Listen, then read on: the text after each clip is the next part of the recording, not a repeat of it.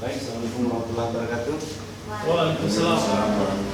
Terima kasih kepada koordinator, Bapak Setiawan dan rekan-rekan Podcast serta Obser yang telah berkesempatan membantu saya dalam partisipasi untuk kegiatan tugas KPI yang diberikan oleh pemateri. Pada hari ini saya akan membawakan presentasi tugas KTI dengan judul dampak osilasi margin Julian pada curah hujan ekstrim di wilayah Indonesia.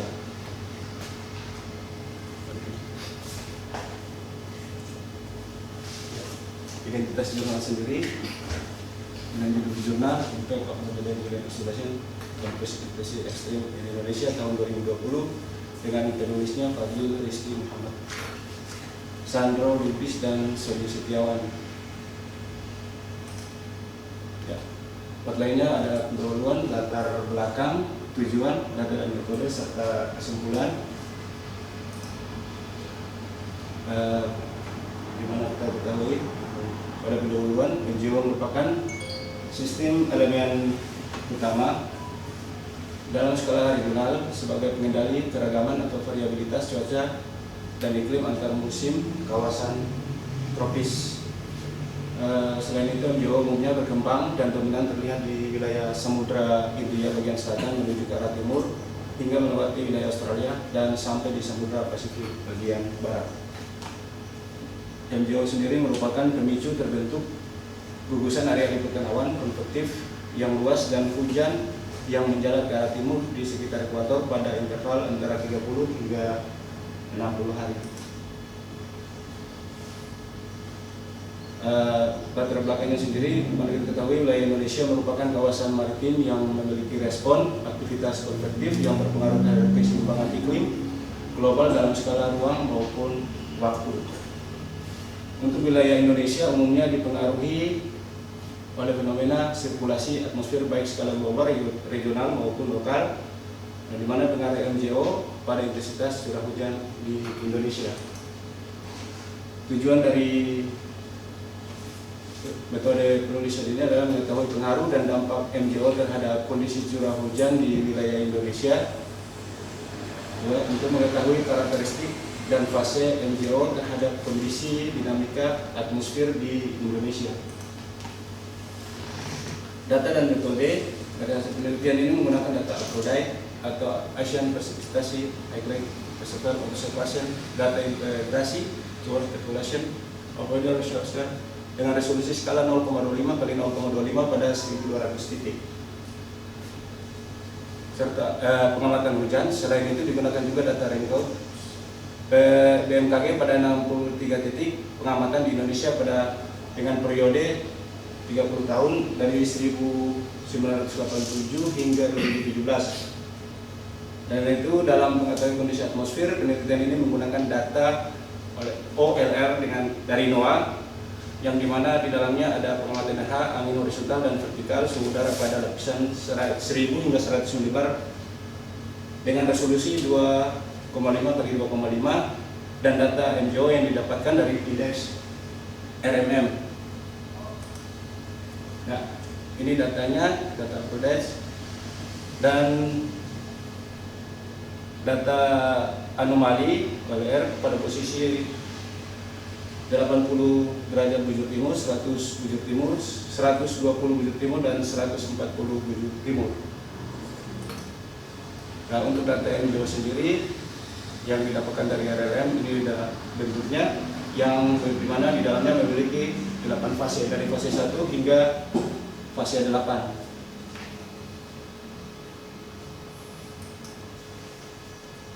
Kesimpulan yang didapatkan untuk Aphrodite sendiri menunjukkan bahwa adanya peningkatan intensitas curah hujan di wilayah daratan Indonesia pada fase 2 dan fase 4. MJO mempengaruhi peningkatan probabilitas kondisi ekstrim curah hujan pada fase 2 dan 4, namun mengurangi pada fase 6 hingga 8. Dampak yang paling signifikan terlihat ketika MJO berada pada fase 3 dan 4 hingga mencapai lebih dari 50%. Untuk hasil Rainbow menunjukkan pola yang tidak homogen atau sama pada beberapa wilayah karena memiliki topografi dan faktor lokal yang kuat. Inilah daftar pustaka dari jurnal yang hari ini saya presentasi, saya resum.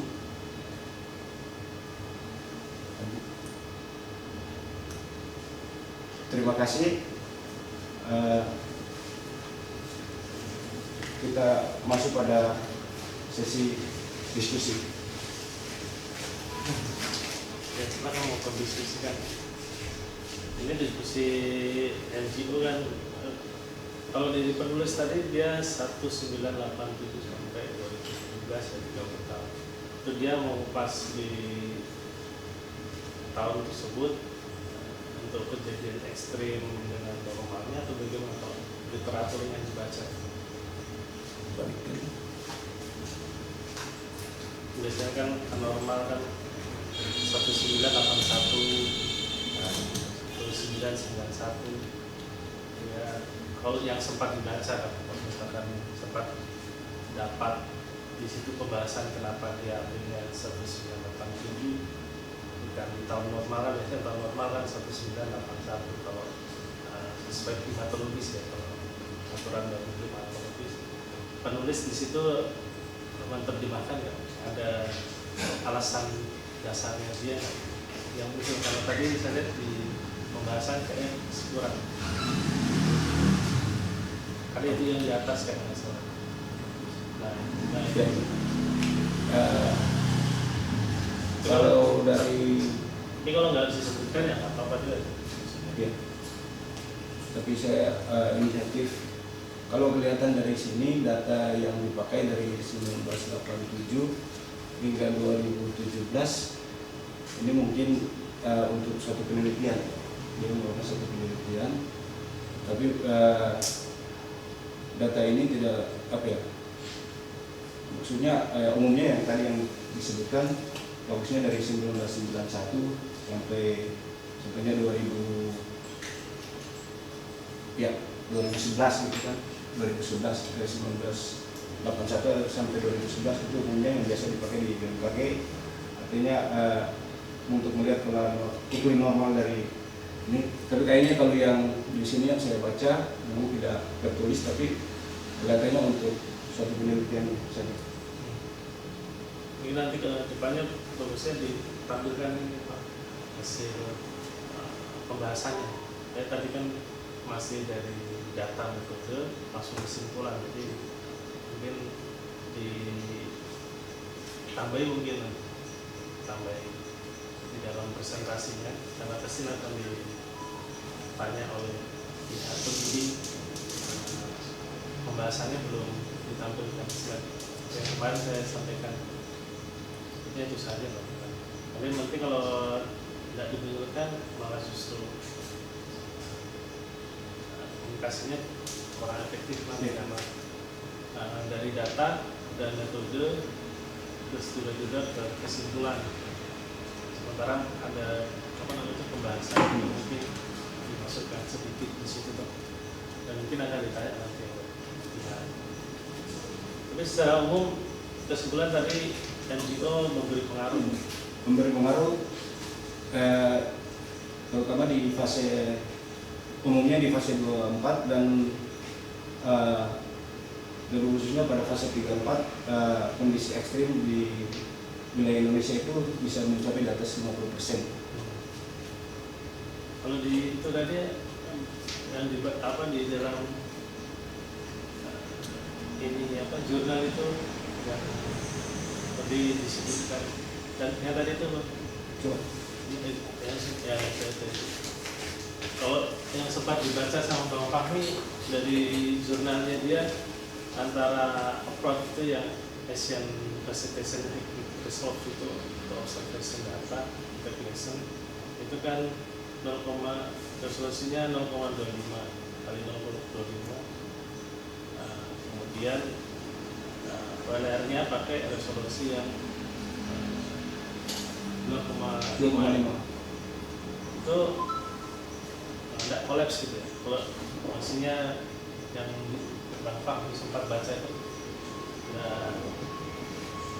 ada ini ya ada misdata nggak?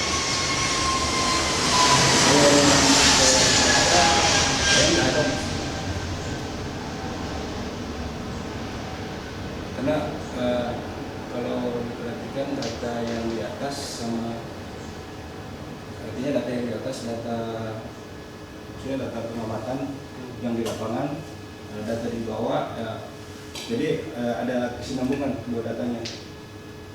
Jadi data untuk data RMM dan data OLR dipakai dalam pemantauan, sedangkan untuk melihat hasilnya itu yang dipakai data dari atas. RH horizontal vertikal saudara lapisan 1000 sampai 100 bar dari MCF konstruksi 2 kali 2. Sementara tadi pengamatannya di 0,25.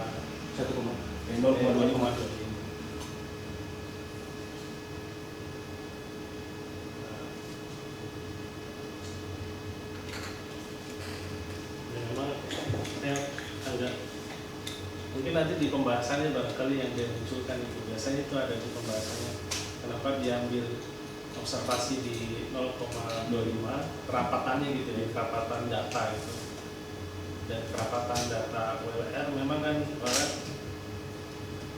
mungkin resolusinya memang dia paling maksimal memang 2,5 saja ya.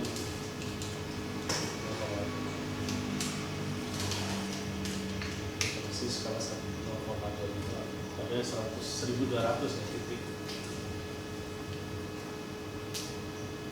Yang kedua itu kenapa diambilnya 87 sampai 2017? Ya, mungkin dia tulisannya tahun 2017 barangkali ini ya. Mungkin Iya. dia nulisnya 2020 ya. Biasanya kalau nulis 2017 dia tarik 30 tahun.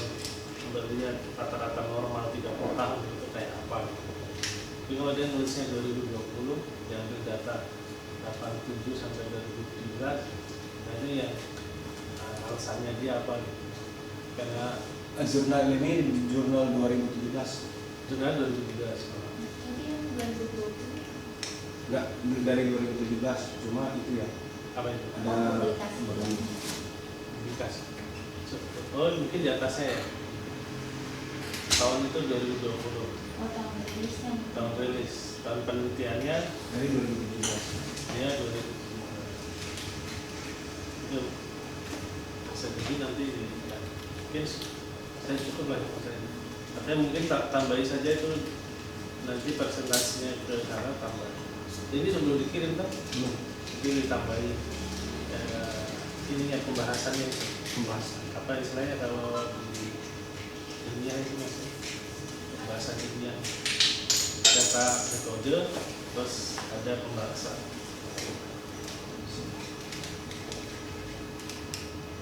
Ya, saya rasa cukup dari teman-teman yang lain untuk menambah kesana juga.